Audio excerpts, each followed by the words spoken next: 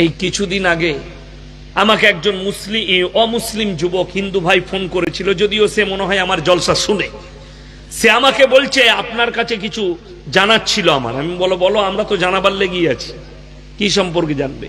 বললে আমার অন্য কোথাও আপত্তি নেই, আপনারা গায়ের দুধ পান করেন। আমি বললাম আমি তো 1 লিটার করে দুধ খাই আমার শ্বশুর ঘর গেলে।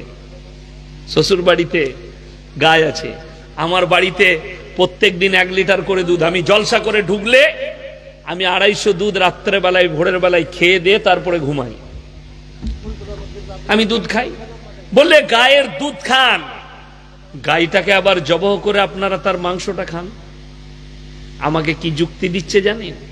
আপনি মায়ের দুধ খেয়েছেন? আমি বললাম হ্যাঁ, ছোটবেলায় আফকোর্স খেয়েছি। আমরা সবাই মায়ের দুধ খেয়েছি না খাইনি? খেয়েছি। তো আমাকে বলছে আপনি মায়ের দুধ খান, তাহলে মাকে কেন জবাই করে খান না আপনারা? আমি বলি যুক্তিটা ঠিকই আছে, কিন্তু আমার উত্তর নিতে পারবে না। বলে কেন? আমার উত্তর ইঞ্জেকশনের মতো, এমনি আমি গাল খাওয়ালো, বলে দিলেই গাল দিবে তুমি, নাইলে কেটে পালাবে। বুঝে বলুন। আমরা তুমি যে বললে যে আমরা গাইকে মা বলি বলে মায়ের দুধ খাই, মাকেও খাই না, আর আমার নিজের মায়ের দুধ খাই বলে মাকে খাই না। আপনারা গায়ের দুধ খান, গাইকে জবহ করে খান, মায়ের দুধ খান, মাকে কেন খান না? আমি বললাম তোমরা তো গায়ের মুত খাও। বলে হ্যাঁ। গোবর খাও? হ্যাঁ। আমি তাহলে মায়ের গু আর মুত খাই না? কথাটা বুঝতে পেরেছেন? তখন কিন্তু সে মা বুন তুলে গাল দিয়ে ফোন কেটে বেরিয়ে গেল। আমি বললাম আমার ইঞ্জেকশন নিতে পারবে না। প্রথমেই বললাম আরে ভাই, প্রশ্ন যেমন উত্তর তেমন। আল্লাহ তাআলা হালাল করেছে তোমাদের জন্য যে বস্তুগুলো, যে প্রাণীগুলো, তোমরা নির্দ্বিধায় খাও। বাঁকুড়া ডিস্ট্রিক্টের একটা ছেলে ফোন করেছে, হুজুর আমি সকালবেলায় বাজারে আছি। কি হয়েছে? বাজারে কি হয়েছে? বললে আমি বিপদে পড়ে গেছি, মাছ কিনছি, কিন্তু আমরা মাছ কিনলে মাছগুলো মরা থাকে না জানতো? কথা বলে না? ইলিশ মাছ মরা থাকে না জানতো? থাকে মরা। যে মাছটাই কিনবেন মার্কেটে মরা। এখন যেগুলো জ্যান্ত মাছ দেখছেন পাওয়া যায় না, যায় না, জ্যান্ত মাছ ট্যাঙ্কিতে ছাড়া থাকে। এখনই আমি ইউটিউবে বলে দিলে এটা চলে গেলে যারা মাছ ব্যবসায়ী তারা আমাকে গাল দিবে। কেন বলুন তো? পুরো ভেড়িতে চাষ হচ্ছে। যে মাছটা ন্যাচারালি পুকুরের মাছ সেটাই উপকার আছে, বাকি যেগুলো জ্যান্ত মার্কেটে বিক্রি হচ্ছে একটাও ভালো নয়, সব ক্ষতিকারক। ইউরিয়া দিয়ে। পোল্ট্রি মুরগি জানেন? পোল্ট্রি মুরগি আর ওই মাছ দুটোই সমান। চলুন, আমি যেটা বলতে চাইছি, সেই ছেলে ফোন করেছে, বলছে আমাকে একজন প্রশ্ন করেছে, তোমাদের তো কোরআনে আছে মরা গরুর মাংস খাওয়া যাবে? মরা প্রাণীর কথা বলে না? খাওয়া যাবে না। মরা গরুর মাংস খাওয়া যাবে না। মরা ছাগলের, মরা মুরগি, মরা হাঁস, মরা ভেড়া, মরা উট খাওয়া নিষেধ। তাহলে মরা মাছটা খাচ্ছ কি করে? কথাটা বুঝতে পেরেছেন না পারেননি? প্রশ্নটা কঠিন না সহজ? কঠিন প্রশ্ন। আমি তাকে বললাম রেকর্ডিং করো, না হলে মালটা কাছে থাকলে সাউন্ড বাড়িয়ে শোনাও। কোরআনের দলিল দিচ্ছি। ইন্নামা হাররামা আলাইকুমুল মাইতাতা ওয়াদ-দামা ওয়া লাহমাল খিনজির ওয়া মা উহিল্লা বিহি লিগাইরিল্লাহ। প্রবাহিত রক্ত, মরা জন্তুর মাংস এবং যে প্রাণীর শরীরে প্রবাহিত রক্ত আছে, যে প্রাণীর শরীরে প্রবাহিত রক্ত আছে সেই প্রাণী মারা গেলে তোমাদের জন্য কি? হারাম। মাছের শরীরে প্রবাহিত রক্ত নেই। রাসূল বললেন মাছ মারা গেলেও খাওয়া যাবে, যেহেতু মাছের শরীরে প্রবাহিত রক্ত নেই। বাকি যতগুলো আমরা খাই, হাঁস, মুরগি, গরু, ছাগল, তাদের শরীরে প্রবাহিত রক্ত আছে। জোরে বলুন সুবহানাল্লাহ। যার কারণে মাছ মরা খাওয়া জায়েজ আছে, যার শরীরে প্রবাহিত রক্ত নেই। প্রবাহিত রক্ত মরা জন্তুর মাংস, শুয়োরের মাংস, আল্লাহ ব্যতীত অপরের নামে উৎসর্গকৃত জিনিস তোমাদের জন্য হারাম করা হলো। এই উৎসর্গ শব্দ অনেকজন বুঝে না, অনেক মুসলমান বুঝে না। উৎসর্গ মানে আল্লাহ ব্যতীত অপরের নাম লিয়া। আপনি নিয়ত করেছেন আমার ছেলে মাধ্যমিকে ফার্স্ট হলে আমি এই দেওয়ানপুর মাদ্রাসায় একটা ছাগল দেব আল্লাহর রাস্তায়, জায়েজ আছে।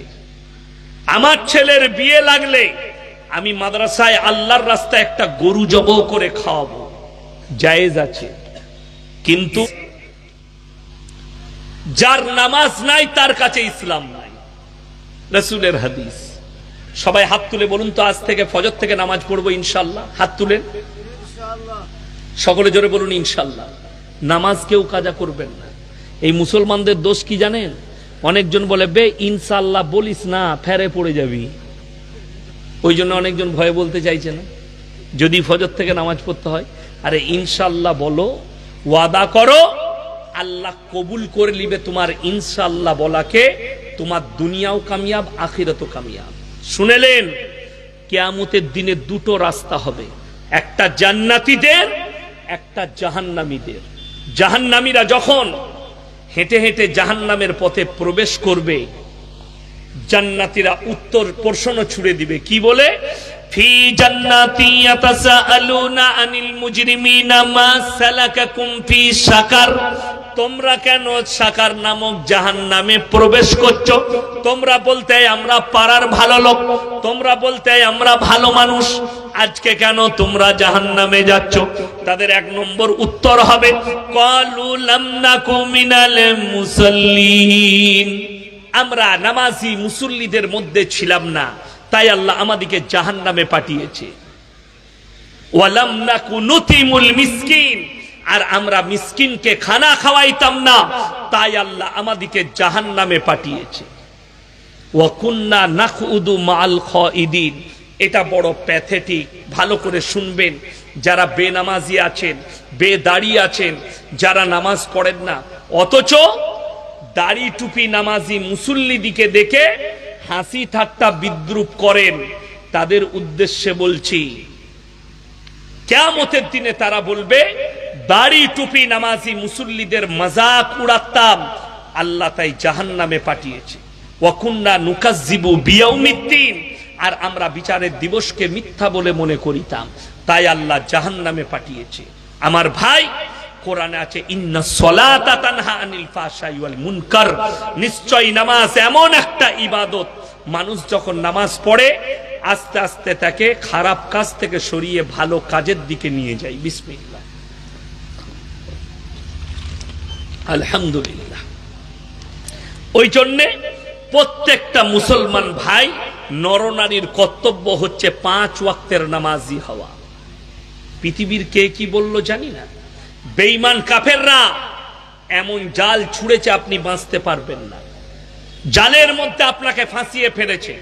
তাদের মিশন হচ্ছে এদের যুবক যুবতীদিকে পশ্চিমী দুনিয়ার মতো নোংরা জঘন্য করে দাও। এদের কাছে এমন একটা জায়গা ঢুকিয়ে দাও, জায়গায় ঢুকাও, এরা যেন মডেলিং এর যুগ বলে পাপগুলো করে। রাসূল সাল্লাল্লাহু আলাইহি সাল্লাম বলেছেন, এ আমার সাহাবীরা শোনো, কিয়ামতের পূর্বে পরবর্তী যুগের বর্বরতার যুগের পাপগুলো মডেলিং হয়ে এসে দাঁড়িয়ে যাবে। আজকে যেটা মডেলিং শুনেলেন, আমাদের দেশের শিক্ষিতরা, জ্ঞানীরা যেটাকে মডেলিং মনে করছে, সেটার নাম হচ্ছে সমকামী। শিক্ষিত যুবক যুবতীরা এরা সমকামিতে লিপ্ত। হাজার হাজার মুসলমানের যুবক শিক্ষিত, জ্ঞানীগুণী, টাকাওয়ালা, তাদের রাত কাটছে নাইট ক্লাবে, মদের ফোয়ারায়। জানেন, অনেক জনার মনে মনে হবে, এই যে 5 স্টার হোটেল দেখছি, এই যে দেহ ব্যবসার কারখানাগুলো দেখছি, বড় বড় হোটেল যেখানে মদের ফোয়ারা চলে, এইগুলো কি নবীজির জামানায় ছিল? কথা বলেন না। আপনারা ওই জন্য বলছি, বাংলা মানে কোরআন বেরিয়েছে না বেরোয়নি? বেরিয়েছে। বাংলা হাদিস বেরোইছে না বেরোয়নি? বেরিয়েছে। কিন্তু আপনি কিনবেন না, কিনবেন না। যদি কিনতেন, আপনি যদি বুখারী, তিরমিজি, আবু দাউদ, ইবনে মাজাহ, নাসাই শরীফ, এই হাদিসগুলো যদি আপনার বাড়িতে থাকতো আর আপনার যদি ঘাঁটা থাকতো, তাহলে আপনি এই কথা বলতেন না। নবীজির জামানায় ছিল হাম্মাম। কি নাম ছিল বললাম? হাম্মাম। সেটার তাবদিল মানে সেটার পরিবর্তনের নাম হচ্ছে 5 স্টার হোটেল। নবীজির জামানায় হাম্মাম মানে নর্তকীরা ড্যান্স করত, আর চারিদিকে লোকরা বসে মদের ফোয়ারা খেলতো, বেঈমান কাফেররা। সেটার নাম ছিল হাম্মাম, সেটা তাবদিল হচ্ছে 5 স্টার হোটেল। আমার ভাই, হে আমার যুবক, ইমানকে এমন মজবুত করো, বেঈমান কাফেররা এই মোবাইলের ভেতরে আপনার ইমানকে ধ্বংস করছে। তাদের নারীরা অবাধে ন্যাংটো ফটো ছাড়ছে মোবাইলে, ফেসবুক, টুইটার আর ইউটিউব তাদের মেয়েদিকে উলঙ্গ করে দিয়েছে, যাতে মুসলমান যুবক যুবতীদের ইমান নষ্ট হয়ে যায়। এরা যেন মডেলিং বলে এগুলোকে অ্যাকসেপ্ট করে নেয়। আজকে আমাদের যুবক যুবতীরা এইগুলোকে অ্যাকসেপ্ট করে নিচ্ছে মডেলিং বলে। আপনি জিজ্ঞেস করুন, কিছু শিক্ষিত লোক বলছে, আরে মৌলবীরা তো মুখে দাড়ি রেখেছে, নামাজ পড়ছে, ওরা পুরনো যুগের লোক, ওরা কি জানে? এখন তো মডেলিং এর যুগ, ওই জন্য আমার মেয়ে ছোট পোশাক পরবে, আমার মেয়ে ছোট পোশাক পরিচ্ছদ পরে চলবে। শুনে নাও, ছোট পোশাক পরাটা যদি মডেলিং হয়, তুমি মাথায় রাখবে তোমার এলাকায় সব থেকে বড় মডেলিং হচ্ছে তোমার এলাকার কুত্তাগুলো, যারা কোনো পোশাকই পরে না, যারা কোনো পোশাকই পরে না। আর যদি বলেন ইসলাম জানবো, মানে কোরআন কিনুন। দুঃখ লাগে কি জানেন?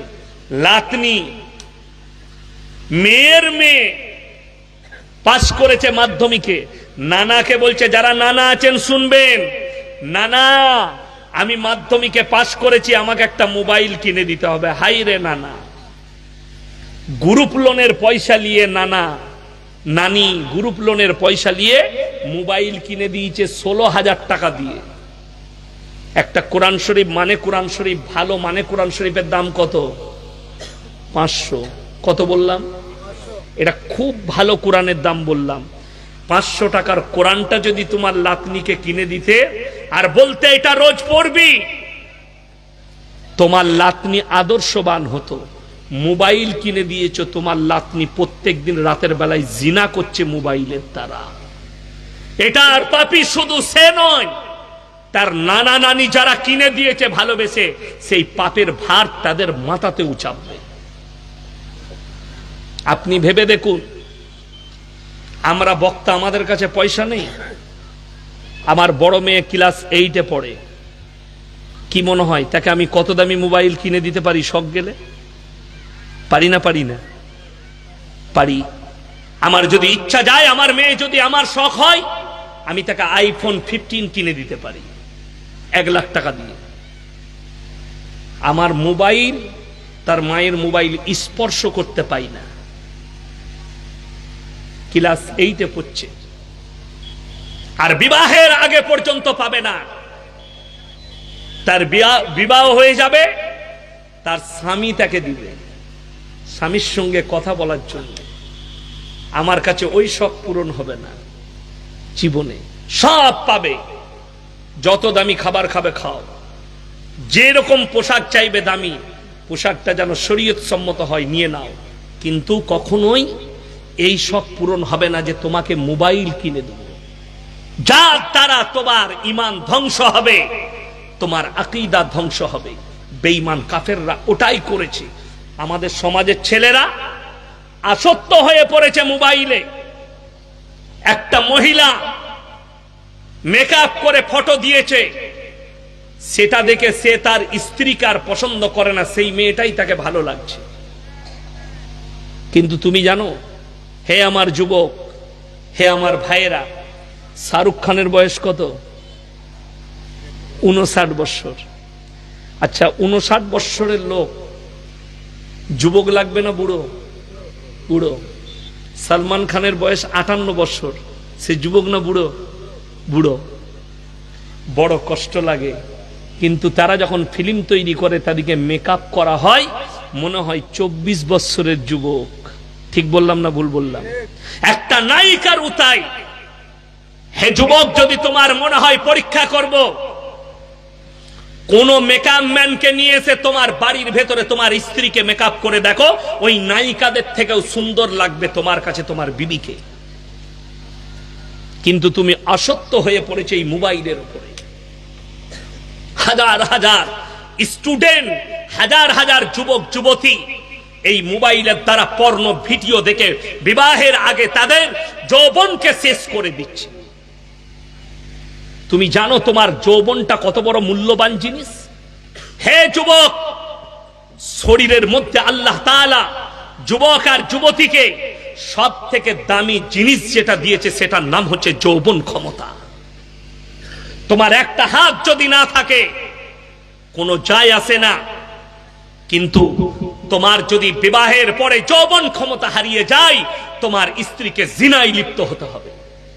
তোমার হুঁশ আছে? তুমি হস্তমৈথুন করে তোমার জীবনকে পণ্য করে দিচ্ছ, তোমার যৌবনকে ধ্বংস করে দিচ্ছ।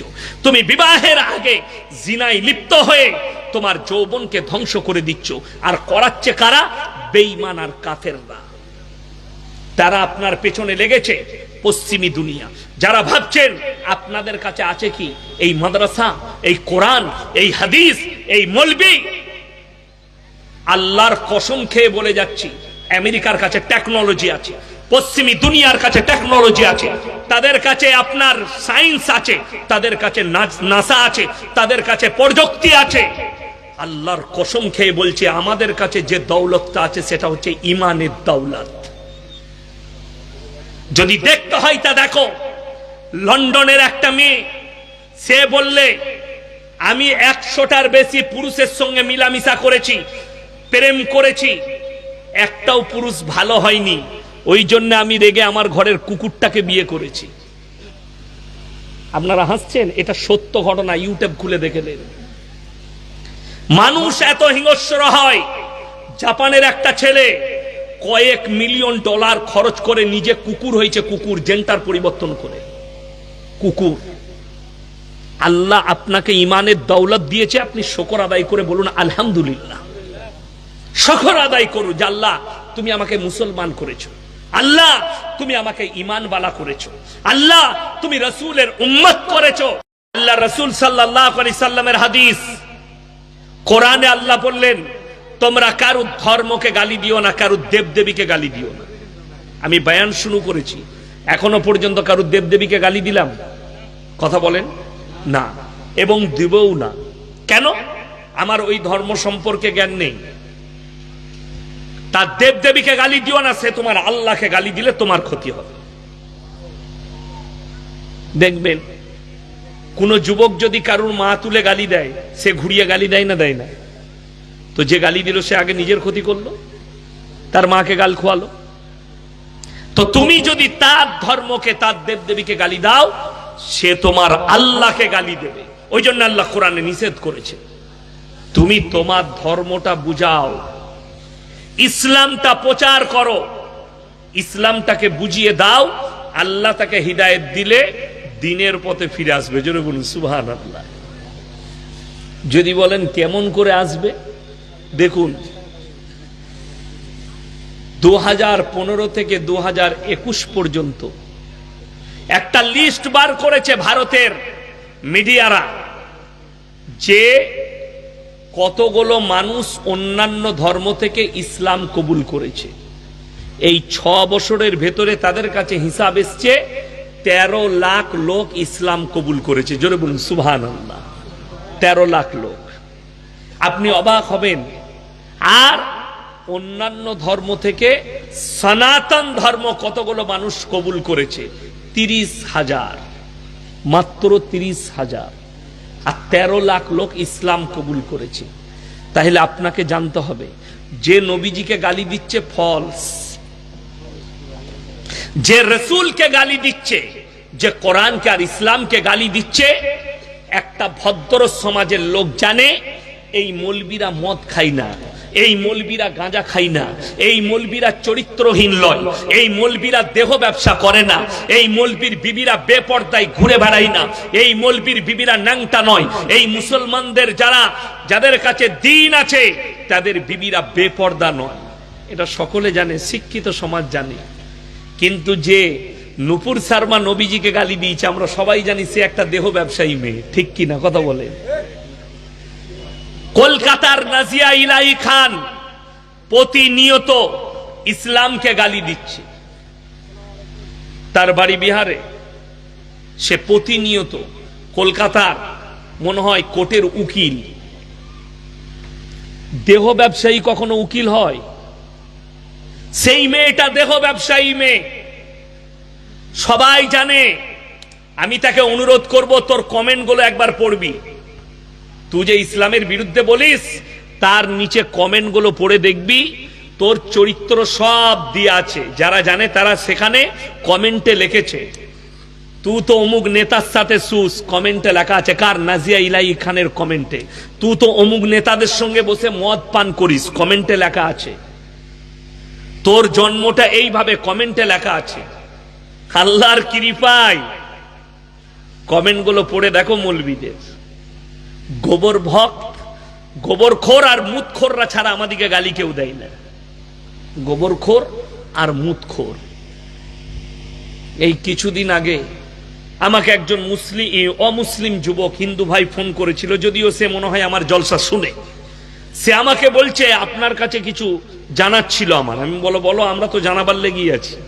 কি সম্পর্কে জানবে? বললে, আমার অন্য কোথাও আপত্তি নেই, আপনারা গায়ের দুধ পান করেন। আমি বললাম, আমি তো 1 লিটার করে দুধ খাই আমার শ্বশুর ঘর গেলে।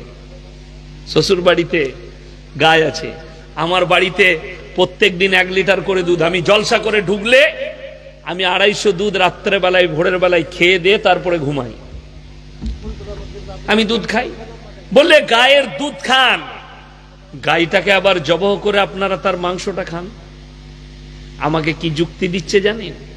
আপনি মায়ের দুধ খেয়েছেন? আমি বললাম, হ্যাঁ, ছোটবেলায় আফঘোষ খেয়েছি। আমরা সবাই মায়ের দুধ খেয়েছি না খাইনি? খেয়েছি।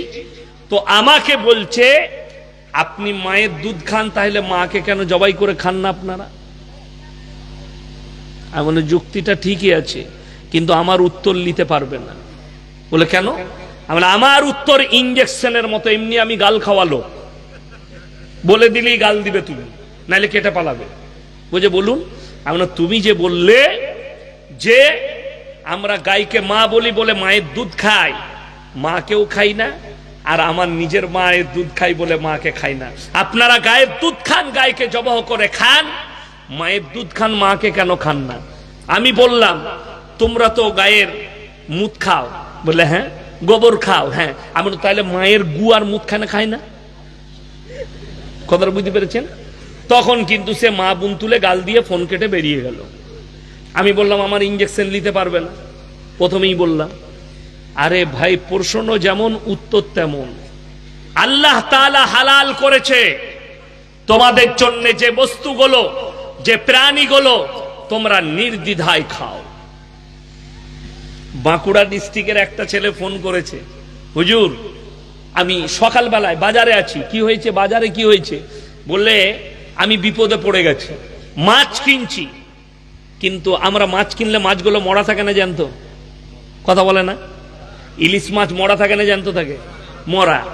যে মাছটাই কিনবেন মার্কেটে মরা। এখন যেগুলো জ্যান্ত মাছ দেখছেন, পাওয়া যায় না, যায় না, জ্যান্ত মাছ ট্যাঙ্কিতে ছাড়া থাকে। এখনই আমি ইউটিউবে বলে দিলে, এটা চলে গেলে যারা মাছ ব্যবসায়ী তারা আমাকে গাল দিবে। কেন বলুন তো? পুরো ভেড়িতে চাষ হচ্ছে।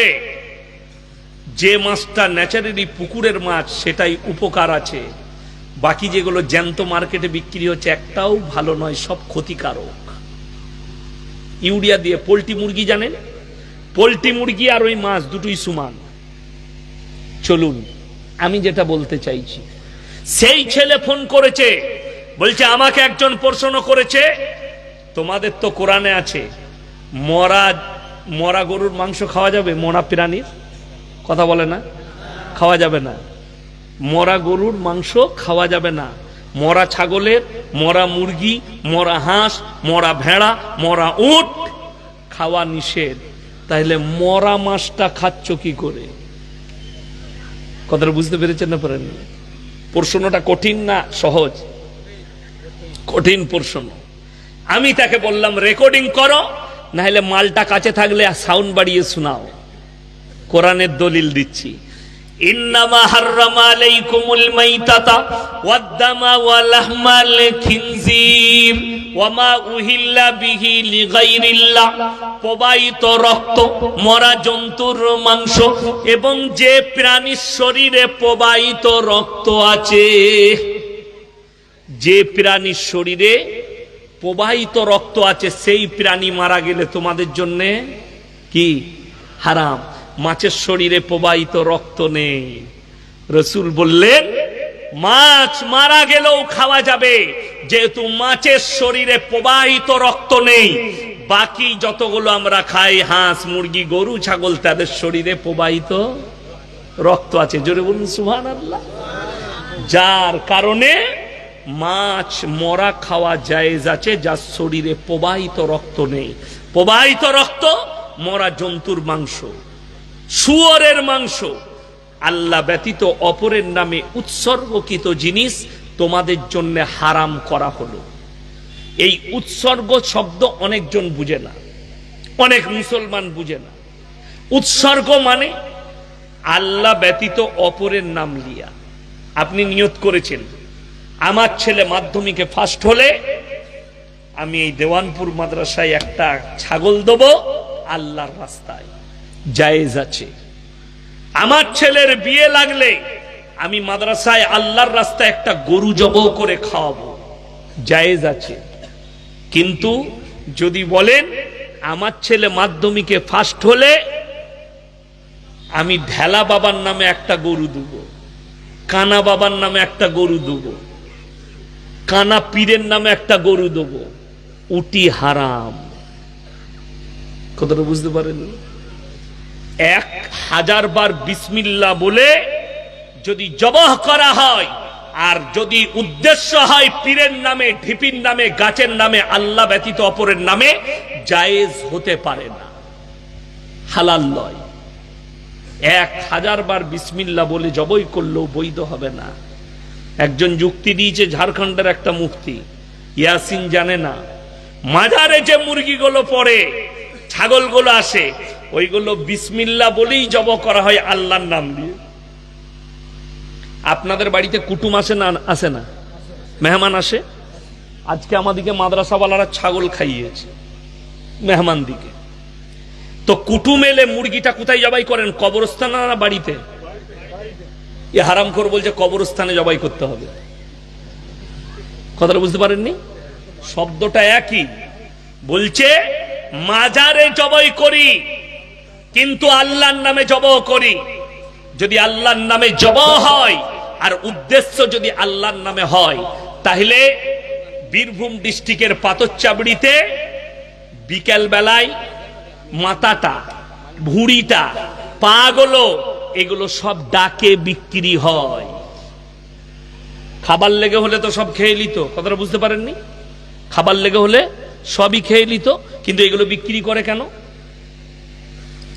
উদ্দেশ্য যদি আল্লাহ ব্যতীত কারুর নামে হয়, ওই জন্যই তো পুজোর প্রসাদ কি হারাম। সেদিনে আমি বীরভূম ডিস্ট্রিক্টে জলসা করছিলাম, এরকম লোক বসে আছে। আমি বললাম বাবা পুজোর প্রসাদ কেন খেতে নেই? একজন চাচা বললে বাবা গোবর আর মুতে ছিটা। হ্যাঁ, যদি আপনাকে যে কোনো টাইমে কোনো অমুসলিম ভাই বলে ভাই আমার পয়সায় মিষ্টি খাও, আপনাকে আগে দেখতে হবে তার ব্যবসার উৎসটা যদি হালাল হয় আপনি খেতে পারেন। কেন? উদ্দেশ্য কিছুই নাই, বন্ধু হিসাবে খাওয়াচ্ছে, আপনি খেতে পারেন। কিন্তু যদি উদ্দেশ্য কোনো পুজো হয়, আল্লাহর কসম খেয়ে বলছি হারাম। আপনার ঈমান ধ্বংস হবে। আল্লাহ ছাড়া কোনো কিচ্ছুর নামে যদি উদ্দেশ্য করা হয় তাহলে জায়েজ নাই। এখন মুসলমানদের ঈমান ধ্বংসের পথে কেন জানেন? দুটো আয়াতের ওপরে কোরআনে, দুটো আয়াতকে যদি মুসলমান বিশ্বাস করে আর আমল করে দেয়, তা মুসলমানের ঈমান, মুসলমানের জীবনে শিরক করবে না, মুসলমানের জীবনে বেঈমান হবে না। নাম্বার 1 সূরা ফাতিহা। আমরা নামাজের মধ্যে সূরা ফাতিহা পড়ি না? পড়ি না? কথা বলে সবাই পড়ে না? পড়ে না? পড়ে। শুধু আপনার লয়, শুনেলেন, আহলে হাদিস হোক, দেওবন্দি হোক, ফুরপুরা হোক, বেরেলি হোক, আজানগাছি, হড়হড়ে, লল্লড়ে, তালতলা, বেলতলা, খেজুরতলা, শেওড়াতলা, মলয় বাবা, খেপা বাবা, আচমকো বাবা, যত দল আছে, নামাজ পড়লে সবাই সূরা ফাতিহা পড়ে। পড়ে না? পড়ে না? পড়ে। এরপর সূরা ফাতিহায় আমরা কি ওয়াদা করি আল্লাহর কাছে? ইয়্যাকা না'বুদু ওয়া ইয়্যাকা নাস্তাঈন। আল্লাহ তোমারই উপাসনা করি, তোমার কাছেই ভালো মন্দ চাই। এটা বলছে যদি এইটা সত্য হয় তাহলে নামাজের পরে ঢিপিটা এলো কি করে, গাছতলা কি করে এলো, পীরের মাজার কি করে এলো, কবর কি করে এলো, পাথর কি করে এলো। আমাকে অনেক জনা মনে করে এই মৌলবি পীর বিরোধী মৌলবি। না, পীর মানে হচ্ছে বয়োজ্যেষ্ঠ মানুষ। আমার পীর হচ্ছে আমার বাবা, ঠিক কিনা কথা বলেন? আমার পীর হচ্ছে আমার মা বাপ। বড় কষ্ট লাগে আমাকে। বীরভূমে একটা ছেলে বলছে ফোন করে, তুমি দোতলায় উঠলে কি দিয়ে উঠো? আমি তো সিঁড়ি দিয়ে চাপি, আমার বাড়িতে সিঁড়ি আছে, মাদ্রাসায় সিঁড়ি আছে। বলছে যেমন সিঁড়ি ব্যবহার করছো দোতলায় চাপার জন্যে, সেরকম পীর না ধরলে আল্লাহকে পাওয়া যাবে না। আচ্ছা, দারুণ যুক্তি। আমি বললাম যদি আমার বাড়িতে লিফট থাকে তা কি দিয়ে চাপবো বল? অনেক বাড়িতে লিফট আছে না? নাই, আছে। তো লিফটে সুইচ মারলেই তো মাল উপরে চলে যাবে। ঠিক বললাম না ভুল বললাম? তারা সিঁড়ির প্রয়োজন। সে বলে আচ্ছা, বলছে আমাকে বলে গাছে কি দিয়ে চাপো? আমরা গাছে তো ডাল ধরেই চাপতে হয়, হয় না ডাল ধরে চাপতে? সে বলছে ডাল ধরে যখন গাছে চাপো ওই রকমই পীর না ধরলে আল্লাহকে পাওয়া যাবে না। আমি বললাম আমি যদি ডাব গাছে চাপি তাহলে কি ধরবো বল? কথাটা বুঝতে পেরেছেন না পারেন? এরপর যাদের মনে হবে, যারা ভাবছেন এখানে বসে সত্যি তো আল্লাহকে পাবো কি করে, কোরআন সামনে রাখা আছে, আমি হচ্ছে হাফিজে কোরআন, আমার কোরআন প্রয়োজন পড়ে না। চলুন 21 পারা সূরায়ে সিজদা। কোন সূরা বললাম? সূরায়ে সিজদা, পারা নম্বর কত? 21। আমার আল্লাহ বললেন তাতাজাফা জুনুবুহুম আনিল মাদাজি'i ইয়াদউনা রাব্বাহুম খাওফান ওয়া তামাআ। যারা আল্লাহর সঙ্গে সম্পর্ক করতে চায় রাতের অন্ধকারে পৃথিবীর সবাই নিদ্রায় নিয়ে চলে যাবে, যারা আমার প্রিয় হবে তারা নামাজের পাটিতে এসে আমার কাছে কান্নাকাটি করবে, তাহাজ্জুদের নামাজ পড়বে আর আমার কাছে কান্নাকাটি করবে। ডাইরেক্ট আমার আল্লাহর সঙ্গে আমার সম্পর্ক হবে। জোরে বলুন সুবহানাল্লাহ। হারামখোর বলছে পীর না ধরলে পেরোতে পারবি না। কোথা থেকে যে পেয়েছে মাসলা তা আল্লাহ ছাড়া কেউ জানে না।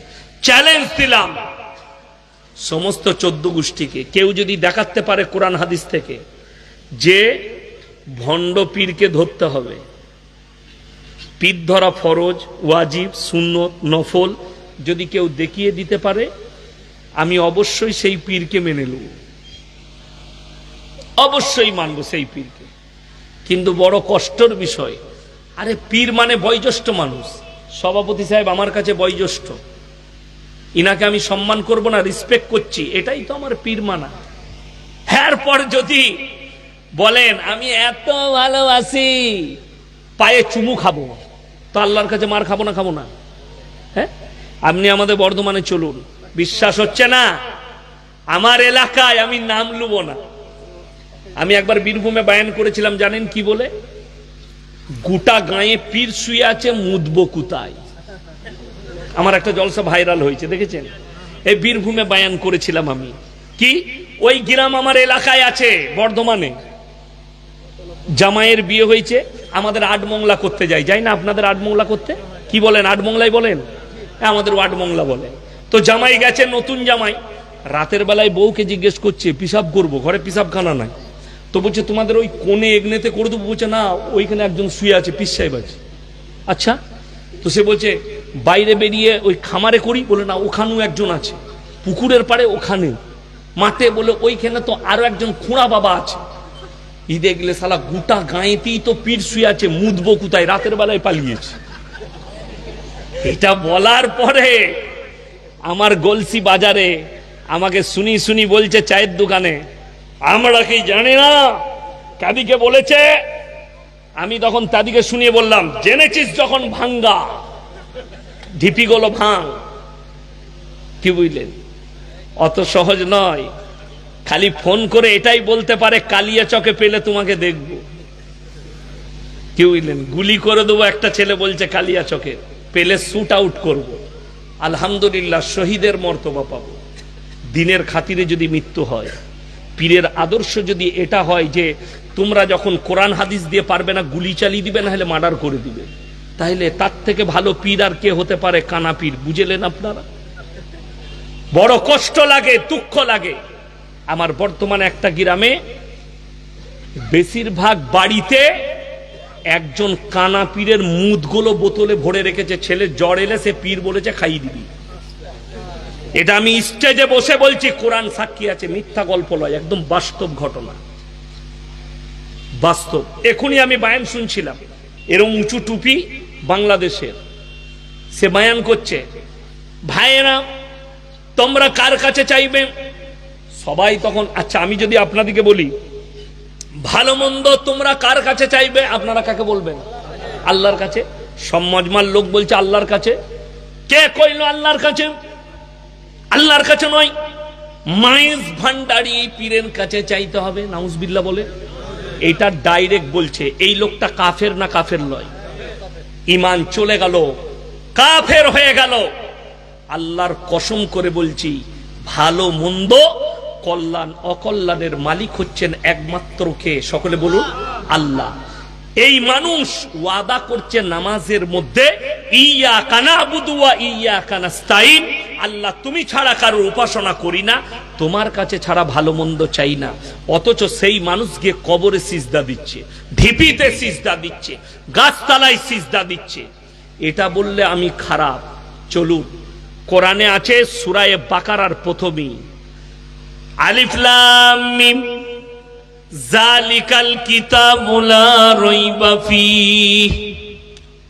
আমার এই কোরআনে বিন্দু মাত্র সন্দেহর অবকাশ নাই। জোরে বলুন সুবহানাল্লাহ। আপনাকে দেখিয়ে দিই, ভারতে 30 কোটি মুসলমান আছে, এর মধ্যে এই 30 কোটি মুসলমানের ভেতরে আপনি যদি হিসেব করেন যে এই 30 কোটি মুসলমানের ভেতরে 10 কোটি মুসলমান আছে নাকি সন্দেহ আছে। আমি 10 বছর আগে আমার জীবনের তখন জলসার প্রথম প্রায় 12-14 বছর হবে, আমার আব্বাজির সঙ্গে আমি উত্তরপ্রদেশ লখনৌ গিয়েছিলাম। লখনৌ আলিয়া ইরফানিয়ায় আব্বাজির জলসা ছিল, আমি সাথে গিয়েছিলাম। তখন আমি নতুন নতুন ফারেগ হয়েছি, সাথে গেছি ট্রেনে। তো কারি মুস্তাক সাহেব মরহুম, উনি দাওয়াত দিয়েছিলেন। আমরা গেলাম দেখা করতে আসরের সময় নাদওয়াতুল উলামায় মোল্লা রাবে হোসনি সাহেবের সঙ্গে। তিনি জীবিত ছিলেন তখন। তিনার অফিসে গেলাম, তিনি নাস্তা করালেন। আমি বললাম হযরত কুছ হামে নসিহত কিজিয়ে। তিনি কি বললেন জানেন? अरे भाई, बंगाल और बिहार के ज्यादातर लोग शिर्क और बिदात में डूबी हुई है, उनको निकालो, इनके बारे में ज्यादा से ज्यादा तकरीर करो। এটা নসিহত করেছিলেন। বিহার আর বাঙ্গাল, যত মাজারের ব্যবসা আমাদের দেশে এই দুটো রাজ্যে বেশি, বিহার আর বাংলায়। অপরের নামে অপরকে বিশ্বাস করা, ঝড় দিলে যে গাছ ভেঙে যাবে, সুনামি এলে যে ডুবে যাবে, তার উপরে বিশ্বাস, তার সৃষ্টিকর্তার উপরে বিশ্বাস আপনি রাখতে পারেননি। আজকে দেখে নেন, হিসেব করুন আপনার এই থানায় কত পার্সেন্ট লোক, যদি মালদা ডিস্ট্রিক্টের হিসেব করেন যে কত পার্সেন্ট লোকের কাছে দ্বীনি শিক্ষা আছে, আমার মনে হয় 85% মুসলমানের কাছে দ্বীনি শিক্ষা। আমরা সকলে জানি নেশাগ্রস্ত জিনিস ব্যবহার করা হারাম। হারাম না হারাম নয়? হারাম। কষ্টটা কোথায় জানেন?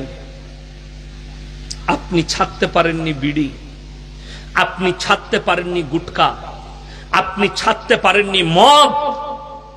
এখানে কে আছেন হাত তুলে বলুন যে মদ খাওয়া হারাম নয়? জানি না, মদ স্পর্শ করা হারাম। আপনাকে আমি মালদা ডিস্ট্রিক্টে দেখিয়ে দেবো, আপনার কালিয়াচক থেকে সুজাপুর পর্যন্ত দেখিয়ে দেবো মুসলমান মদও খায় আর মদও বিক্রি করছে।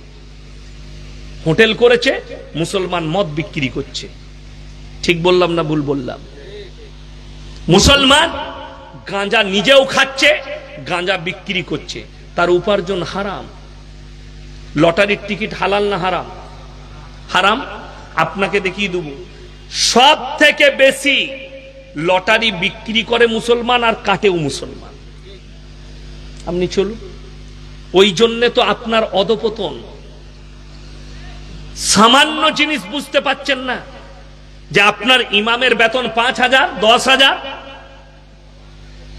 তার অভাব চাই না। আপনার কাছে মাসে 20,000, 30,000 রোজগার, আপনার অভাব যে আপনি লটারির টিকিট কাটছেন। ভাগ্যের মালিক সকলে বলুন কে? আল্লাহ। লটারি কাটলে কিভাবে ঈমান যায় শুনেলেন? যারা কাটেন তারা শুনে যান, যারা ব্যবসা করেন তারা হারাম খাচ্ছেন, আর যারা হারাম খায় আল্লাহ তাদের দোয়াকে কবুল করবেন না। যাদের শরীরে হারাম লুকমা যায়, যারা নিজেদের সন্তানের মুখে হারাম পয়সার খাবার তুলে দিচ্ছে, তারা নেক সন্তান হতে পারে না। লিখে নিয়ে যান। চলুন, আপনি একটু ইসলামটা বুঝেন। হাত দেখালে, কেউ যদি গণককারকে হাত দেখায় তার ঈমান চলে যাবে। কেন? ভাগ্যের মালিক সকলে বলুন কে? আরো জোরে বলুন কে? ভাগ্যের মালিক যদি আল্লাহ হয়, তুমি লটারির টিকিট কেটে কিভাবে নিজের ভাগ্য পরীক্ষা করতে চাইছো? ওই কাগজের দ্বারা যে এটা কেটে আমার ভাগ্য ফিরবে, লটারি। আপনি কি ভাবছেন? আমিও ব্যবসা করি, হালাল ব্যবসা। কি বুঝলেন? শুনবেন, আমাদের দেশের লোক ব্যবসায়ী অফার পেলে ঘুরতে যায়। আমাকে দেওয়ালির 2 সপ্তাহ আগে ফোন করেছে কোম্পানি থেকে, আপনার ফ্যামিলির জন্য 4টা টিকিট আছে, ভারতের যে কোনো জায়গায় ঘুরতে যাবেন, 10 দিন হোটেল ফ্রি, 2টো ফিল্ম দেখার ফ্রি, 2টো হলে, ভারতের যে কোনো দামি হলে ফ্রি।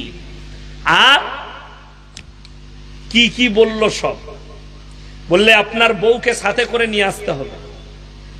সেই মেয়ে ছেলেটা ফোন করেছে, আমি বললাম তুমি তোমার স্বামীকে নিয়ে কোথায় ঘুরতে যাবে, টাকা আমি দিচ্ছি ফ্রি।